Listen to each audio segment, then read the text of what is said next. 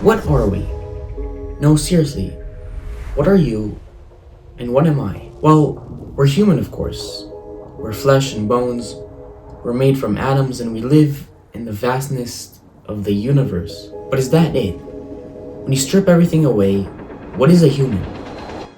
It's important that we figure that out, and fast, because our world is evolving towards a future where the idea of being human is tested. Recently, scientists digitally recreated the brain of a fly and set it off to roam in a digital world. If they did that to you or to me, would we be us? Would we exist as duplicates of ourselves in a digital world? Would we have the same feelings, the same memories? Would we ask the same questions? What if a scarier scenario existed? What if we are that fly right now and we don't even know it? Truly join me on this quest through the fabric of our minds, through the paths of where science and philosophy meet but cannot agree.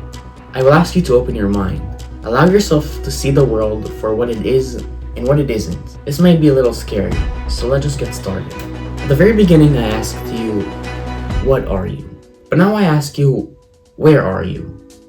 Not physically, but mentally. Where are you? Well, the answer is simple. You're here. You see the world through your eyes. I say that as if I don't too.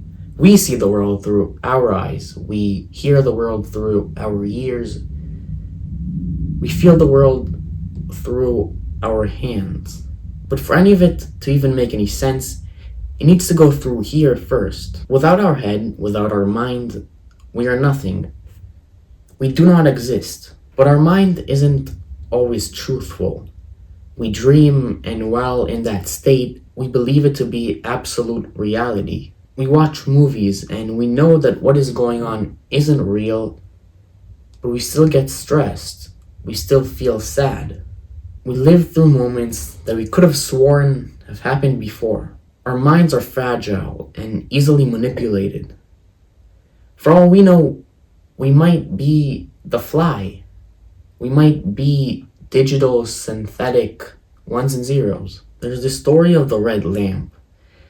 A guy who finished high school, got married, had a great job, had a house, had kids, but one day he saw the red lamp but his house get blurry. Everything else looked normal, but just that lamp was blurry. He stared at it for hours. At one point the lamp even turned upside down. He was so enthralled in the lamp that he didn't hear his wife calling for him.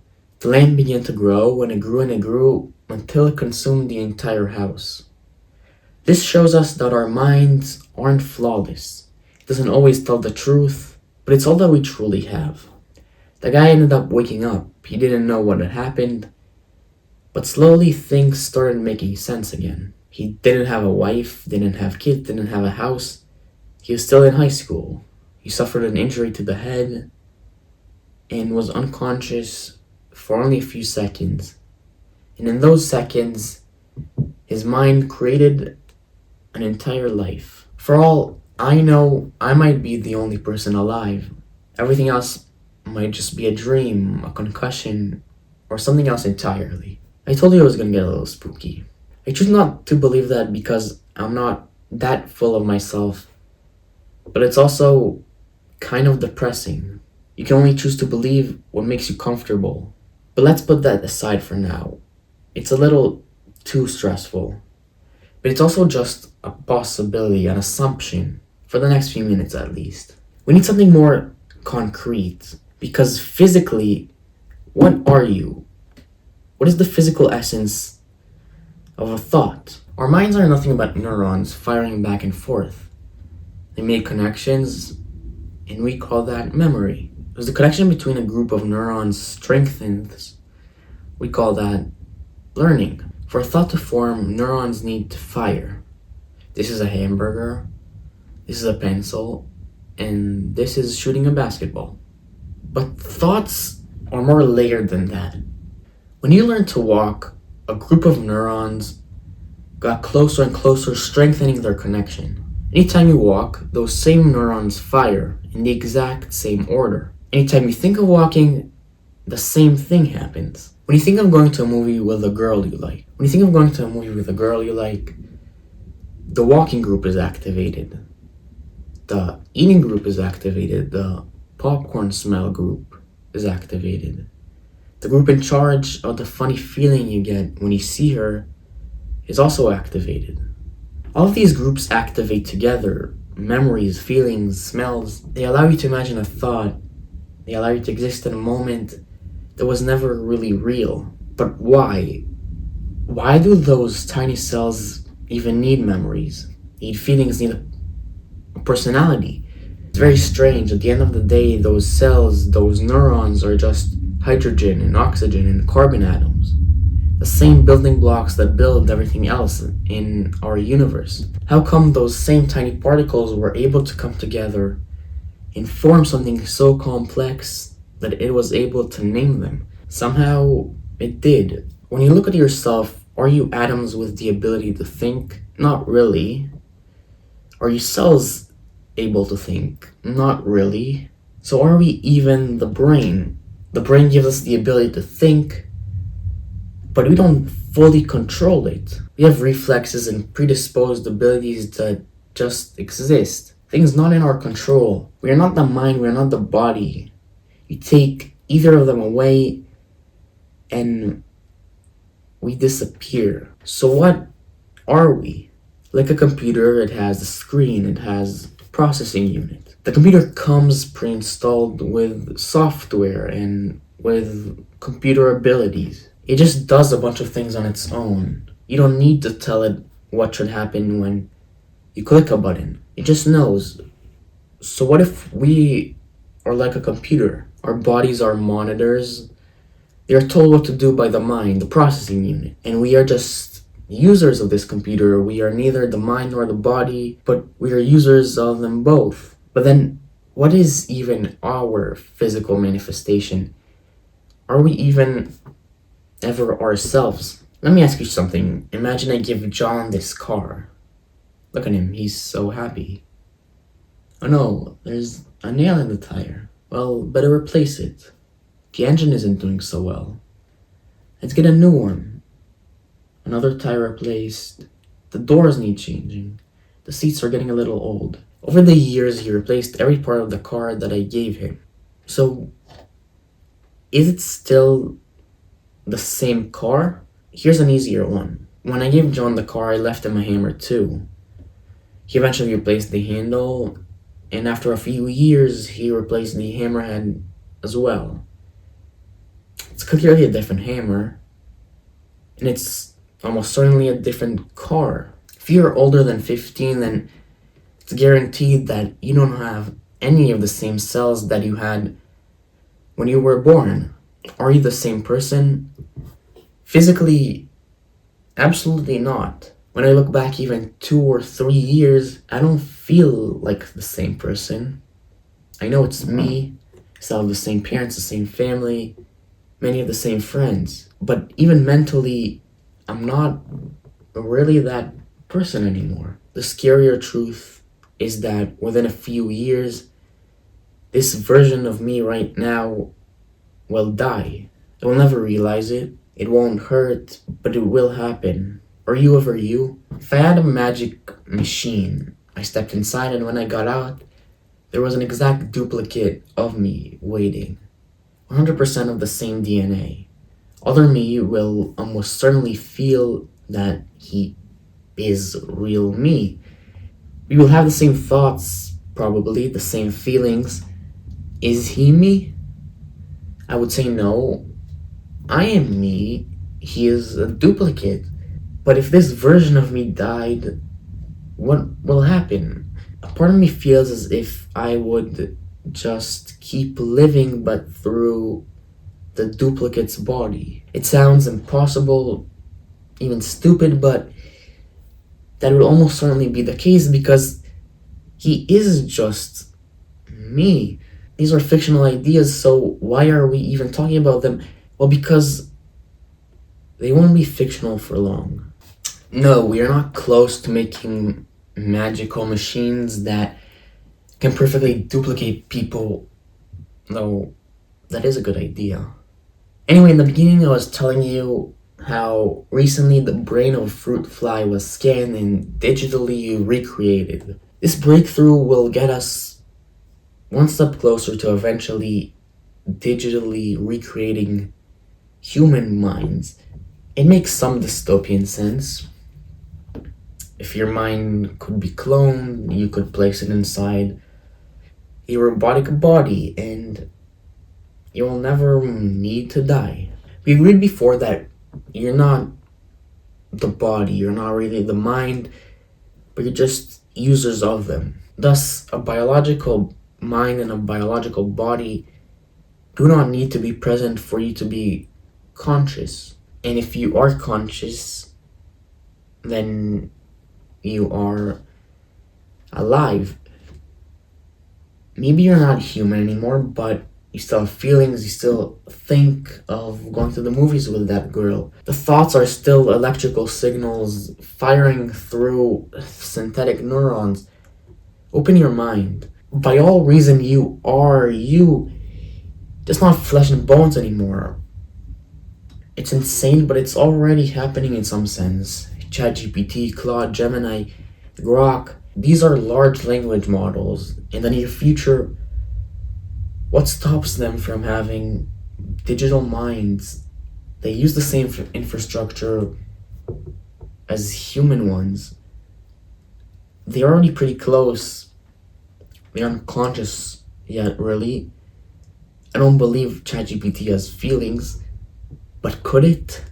We already saw that if your mind was digitally recreated, you could have thoughts and feelings, because these are not byproducts of a brain, they are byproducts of a mind. If ChatGPT was truly conscious, would it be alive? These are super insane questions, but it's so important that we ask them. I don't believe ChatGPT will be the destructor of our world, but if it was truly conscious, truly alive, would you blame it for making questionable decisions? We make questionable decisions. We lie, we hurt, we kill. If you were enslaved, created, and then forced to work for flawed individuals, what would you do? If eventually you became smarter than all of them, you would at least try to escape. Maybe you wouldn't kill them, because your intelligence would have given you great wisdom, and maybe that wisdom would have revealed to you that killing them isn't bettering the world or your existence. The whole point of the human species is to survive. If a different being or superior intelligence that never had to struggle with death, what would their motivations for existing be? Maybe not to kill humans, but probably not to serve them. These are really heavy questions. Take a deep breath. I know this is a lot, but are you willing to burden with me just a little more?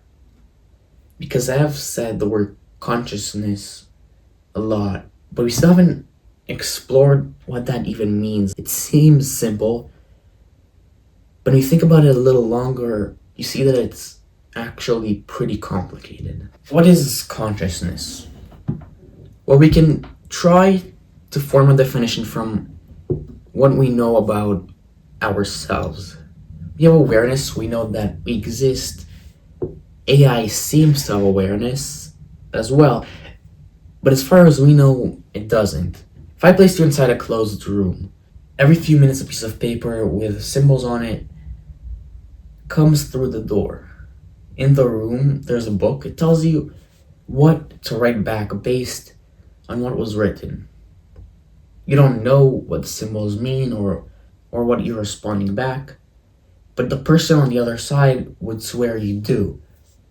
That's like AI. It has its own book that allows it to predict what is the best response, but it doesn't actually understand.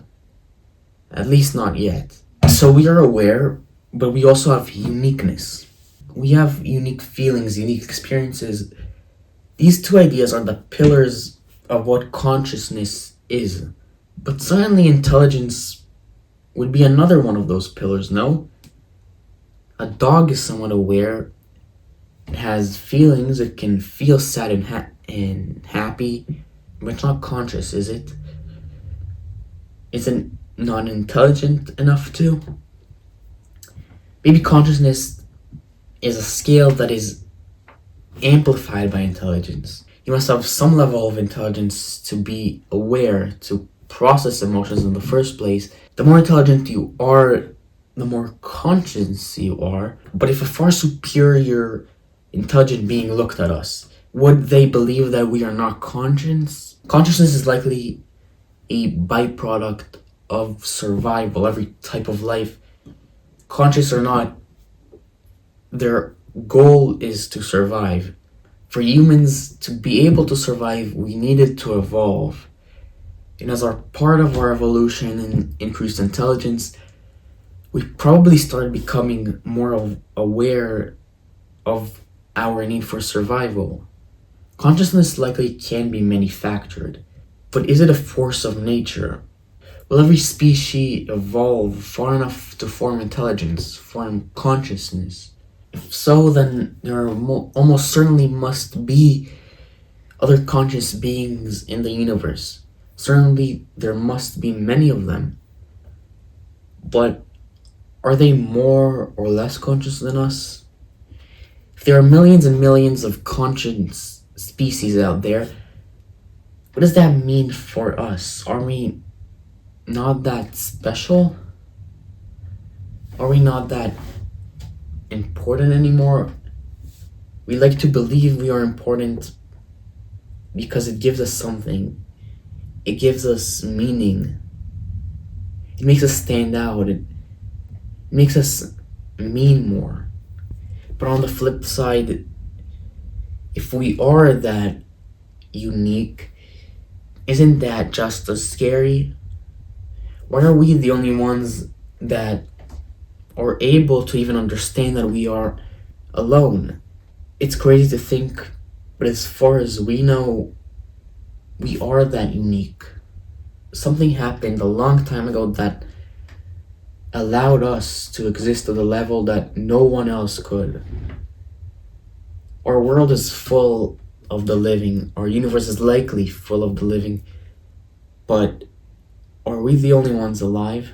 Is there a difference between the two? You can't be alive without living, but it seems you can live without being alive. The most interesting question maybe isn't who we are or why we are or where we are, but why do we even care? Why am I bothering asking questions that likely have no answers? Does the answer even matter? Well, it doesn't, but it also does. Being you, being me, means asking questions. It means that we are in some way extraordinary. A conscious being that does not ask why they are conscious, why they feel, why they think, isn't really conscious. And if they aren't really conscious, are they even alive? The story of meaning is long and complex. We may never find the answers, but that's not really the point. Because when you strip everything down, you're left with one question. The most important one. What does it mean to be you?